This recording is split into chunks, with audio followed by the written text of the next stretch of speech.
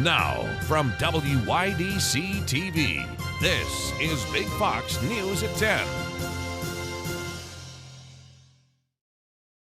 The southern tier is approaching record rainfall for July, and tonight we look at how that is impacting the area's farmers. Big Fox's Matt Kleindinst went to a local farmers market today to discuss the issue and joins us from Corning. Good evening, Scott. Farm activities have been greatly impacted by the rain these past few weeks, and some ground crops may be impacted by the increased moisture. We could use a reprieve from rain for a while so the soils can drain out more. Small-scale farmer and soil scientist Renee Jacobson says the rain has taken its toll on farms across the southern tier. For the past few years, farmers worried about summer droughts drying up the soil. The soil is now so wet this July, it's having a hard time absorbing the water. Hard pan soils that we deal with out here, and those don't drain out very readily. They need to come and hit this hard pan layer and then go laterally across. Jacobson says the water makes it difficult for root crops like carrots, which will spoil if saturated in too much water. Every crop needs air, and they can't get the air, so bacterial begins to be a problem, and fungal problems begin to happen too. She says crops like that need the right balance of oxygen and water in order to grow and thrive. Jacobson hopes the rain will subside to allow for the ground to dry. We're really hoping for both some dry and then later on some moisture. Matt Kleindinst, Big Fox, WYDC in Corning. Guthrie Hospital will be closing its mass vaccination clinic in Sayre next Friday. The announcement was made due to the decrease in demand for the COVID vaccine. Once the facility does close, residents will still be able to get vaccinated at Guthrie primary care locations. That facility has been used to vaccinate Twin Tiers residents since February. Oren Lane in downtown Corning will be closing starting next Monday. The street will be closed to handle some brick repairs to the road near the clock tower in the Gaffer district. Work will be conducted through the next 2 weeks, weather permitting. The road should reopen on August 6th. Health screenings are free at Walmart this Saturday until 2 p.m. More than 4,700 Walmart pharmacies will offer free glucose, cholesterol, blood pressure, body mass index, and vision screenings. The pharmacy team will also offer affordable immunizations, as well as educational health resources and consultations. Immunizations covered during the event include measles, mumps, rubella, chickenpox, HPV, tetanus, and whooping cough. COVID-19 shots will also be free. Consumers who do get their coronavirus shots at Walmart or Sam's Club will also get a free digital version of their vaccination record. One person has died after being shot at a world-famous cheesesteak takeout restaurant in Philadelphia. It happened around 1 o'clock this morning at Pat's Steaks. According to police, the shooter and victim, both male, were in the customer area when a physical confrontation occurred. One man shot the victim and then escaped in a van. The 23-year-old victim was taken to a hospital where he later died. According to officials, the shooter did contact police and turned himself in. At last word, police were still looking for the driver of the van. Attorneys for the 3 Georgia suspects charged in the death of Ahmaud Arbery were in court today for a pretrial and scheduling conference. Arbery was a black man who was chased down and fatally shot while out for a run near Brunswick, Georgia in February of 2020. 2 of the white men, Gregory and Travis McMichael, claimed to be conducting a citizen's arrest. A 3rd white man, William Bryan Jr., joined the McMichaels in the chase, recording video of Arbery's death. He's also accused of hitting Arbery with his truck. All 3 of the men are now facing murder charges. That trial is set to start in October. Police are investigating the death of a 9-year-old boy in American Fork, Utah. They say he was found unresponsive in a hot car outside of a business that works with intellectually disabled children. Brian Schnee spoke with police about their investigation. The temperatures at that time here, outside temperatures, were in the high 90s, 97, 98, and so you can imagine the temperatures in a vehicle are going to be well above 100. Wednesday afternoon, staff members at Roost Services noticed the unconscious 9-year-old boy inside of a car outside of their building. They were able to get the boy out of the car and inside of the building while calling for help. Our officers and EMS and fire personnel arrived on scene, began CPR, and provided other first aid measures to the 9-year-old boy. Unfortunately, those first aid measures were unsuccessful, and he was pronounced dead at the scene. Police say the boy was in the care of Roost Services, which provides care to people with intellectual disabilities. He was driven to the facility by a staff member. The vehicle was turned off, the windows were up, and the doors were locked when he was found. Police are trying to determine why the boy was left inside of the car and why he was unable to get out.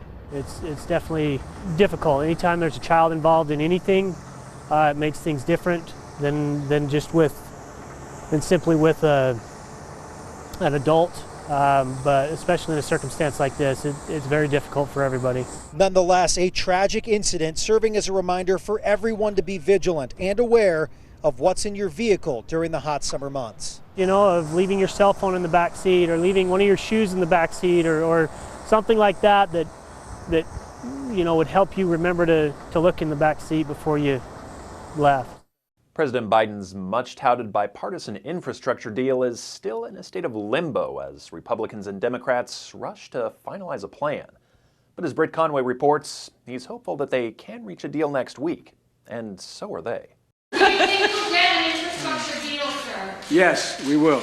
Optimism, even as lawmakers continue battling it out over infrastructure. In theory, it would be $1.2 trillion in total spending, with nearly $600 billion to repair physical infrastructure, like roads and bridges, and bolster broadband networks. Wednesday, the Senate took up a test vote on the bill to start debate on it, but Senate Republicans voted against it, in part because it's not done. We should bring the legislation forward when it's ready, and it's incredibly important legislation. And that's something the bipartisan group of lawmakers working on this can agree on. We got to get this package done. They really must move forward. Those lawmakers released a statement Wednesday saying they'd made significant progress and are close to a final agreement. This package is one part of a two-track strategy to advance the White House's sweeping economic agenda, which includes a separate $3.5 trillion framework with the remainder of Biden's family and jobs agenda. The price tag is playing into fears of inflation, as pent-up demand has caused an uptick in prices. But according to a new report by Moody's Analytics, worries that the plan will ignite undesirably high inflation and an overheating economy are overdone. The fiscal support it provides is only sufficient to push the economy back to full employment from the recession caused by the COVID-19 pandemic. I'm Britt Conway, reporting. The prices of food and gas are going up, and some experts are sounding the alarm, saying they fear inflation is only going to get worse.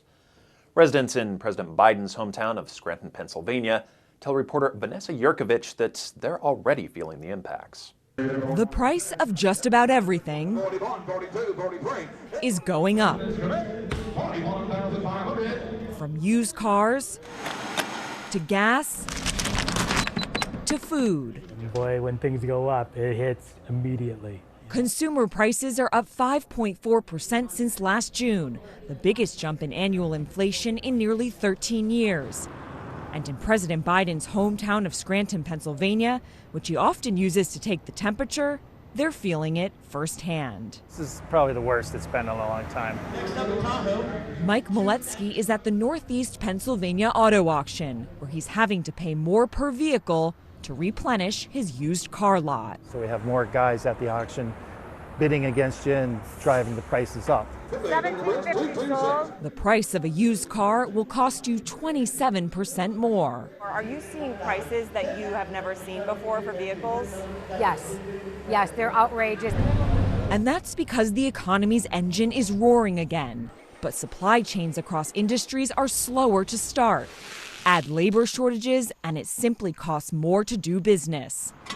At the pump, gas is up about $1 since last year. My car usually takes around $25 to fill up. It's just $10 more.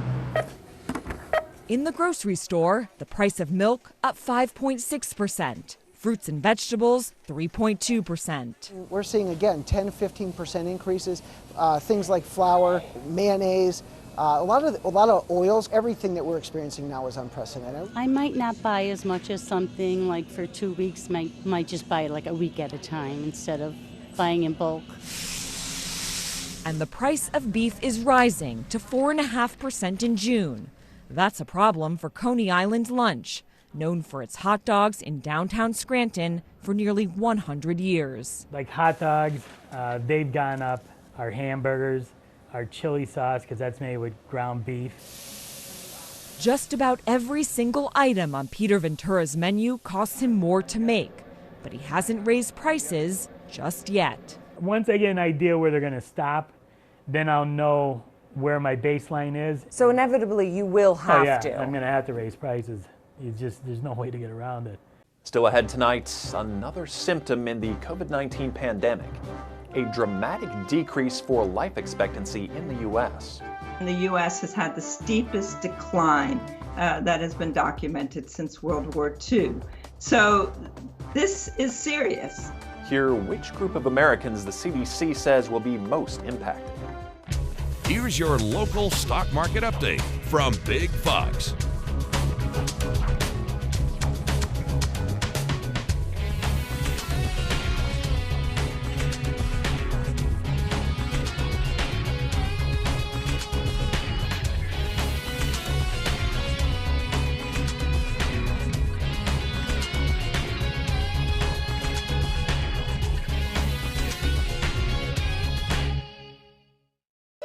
Now, your Twin Tiers forecast from Big Fox. Tonight's Big Fox forecast is brought to you by William Mattar. It was a little bit warmer today than it was yesterday, but still very pleasant outside. We didn't have to deal with the humidity, and it was just absolutely gorgeous out there with a little bit of sunshine. Of course, there were a few clouds that moved in to some of our hometowns. For tomorrow, we are expecting the low humidity to continue as high pressure will be located just to our south. So those north winds will continue. However, this high will start to shift to the east over the weekend, allowing for warmer air to return out ahead of another storm system. And so it looks like it's going to be pretty wet as we head toward the end of the weekend. But right now, our dew points are in the mid-50s. It is in a very comfortable category as we head into the next few days. We are expecting that to climb out ahead of that storm system. So with the south winds returning by Friday night into Saturday, we are expecting these dew points to jump to close to around 70 degrees. So it may get a little bit uncomfortable as we head into early next week. But overall, we're going to enjoy this dry weather at least for the next 24 hours. So here's our next storm system located in the northern tier of the country. Out ahead of it, a few showers and thunderstorms, but that is staying away at least for today and also for tomorrow. In fact, I think most of our hometowns will be dry, but there will be a few showers that will develop just to our east. But we are going to see just a few clouds in our sky. So quiet weather for your Friday and then also for your Saturday. We're going to start off with sunshine, but take a look at the green that's showing up as we head into the afternoon. So there will be a few showers, possibly a few thunderstorms Saturday night into early Sunday, and then there will be scattered showers and thunderstorms as we head into your Sunday. There will be some periods of heavy rain as we end the weekend. But for tonight, we don't have to deal with the wet weather. Overnight lows will be in the low 50s, and it's going to feel quite refreshing as we head into tomorrow. Highs around 78 degrees in Elmira, 79 degrees in Corning, but 74 degrees in Perkinsville, and 80 degrees, a little bit warmer in Watkins Glen. A little bit of sunshine for tomorrow, and we're going to enjoy sunshine on Saturday as well, but it is going to be a little bit warmer with highs around 82 degrees with those south winds returning. We're going to stay warm through the end of the weekend, but we do have the possibility of some thunderstorms with some heavy rain, 85 degrees on Monday, so temperatures will be very close to normal heading into next week, but our chances of rain will start to increase with several systems that will come through. Overnight lows again will be in the 50s Friday night, but with the humidity returning, our overnight lows will also climb into the mid to upper 60s by the end of the weekend and into early next week. Another symptom of the COVID-19 pandemic, a dramatic drop for life expectancy in the U.S.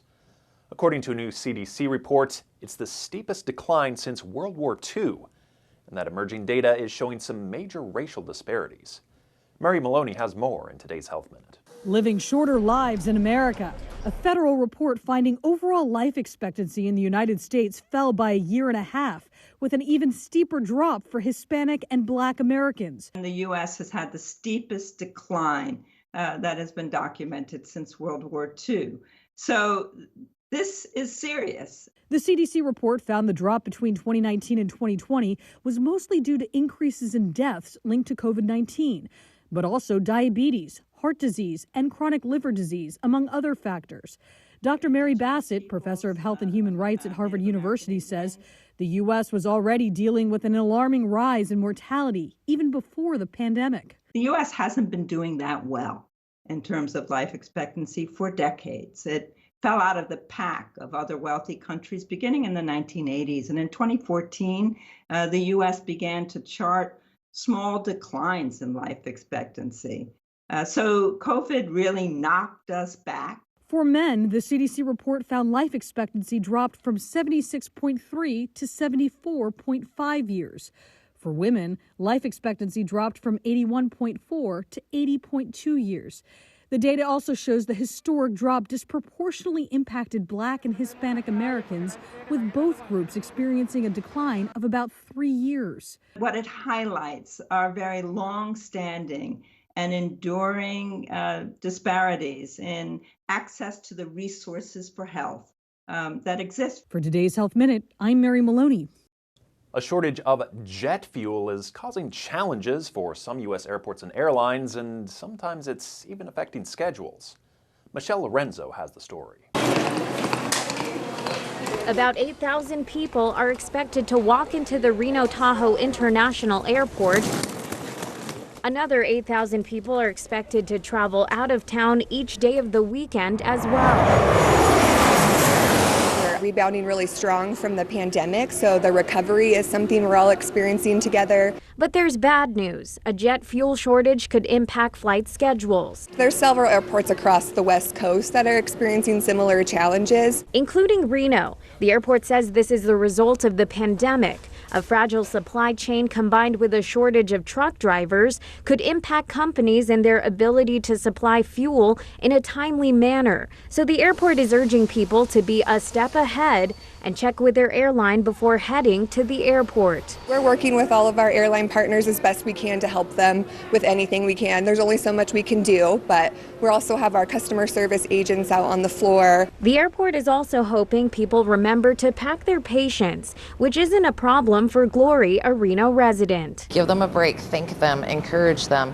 You know, they're doing all that they can. To reduce the stress, Glory recommends getting to the airport early. On Wednesday, she was there about 3 hours before her flight. I've learned from experience, it is better to be early. I've been the one running to the plane and missing the plane.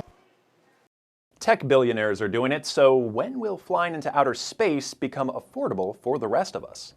Steve Nannis has a look at some of the hurdles standing in the way and how soon commercial space travel could be a reality. Commercial space tourism, a pipe dream or a real possibility?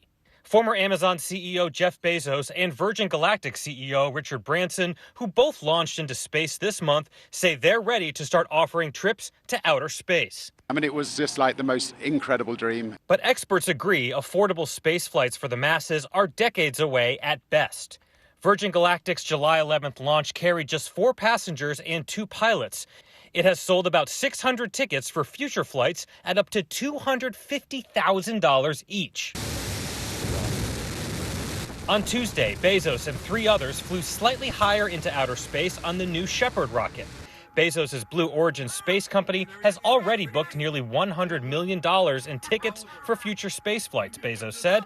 A major hurdle is getting enough space travelers to get into those rockets in order to spread out the cost. You've got to do it the same way we did it with commercial airline travel.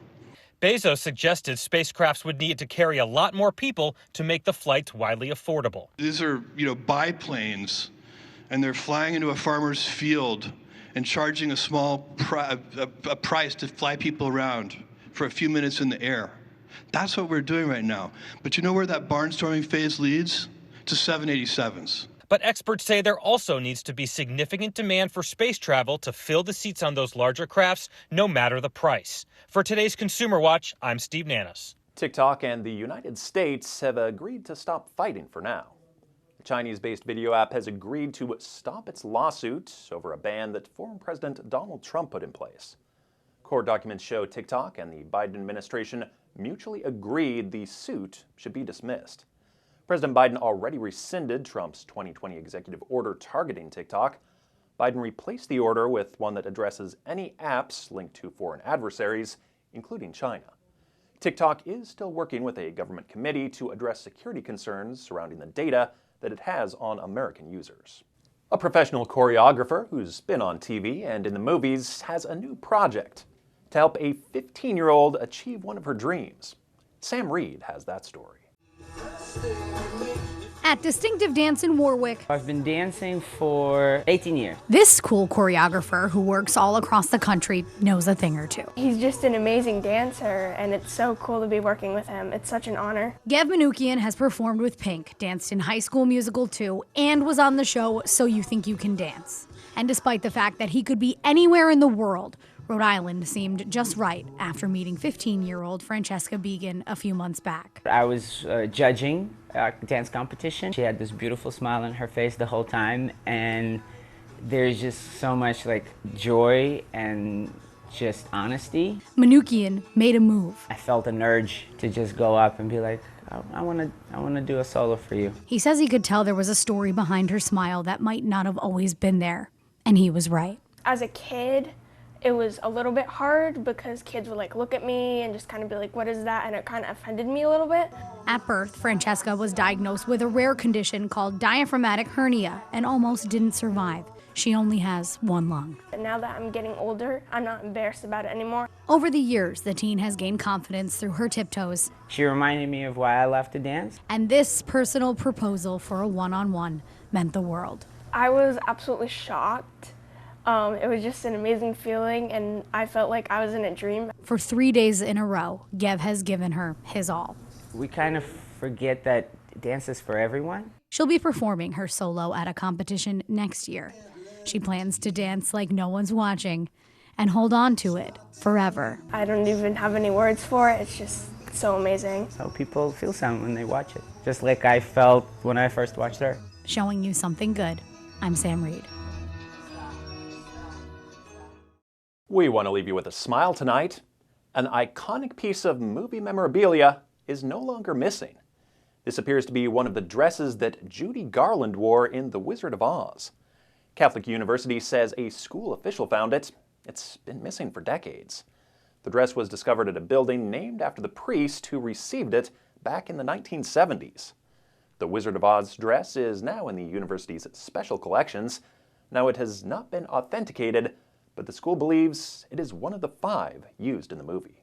Thanks so much for joining us. Have a great night.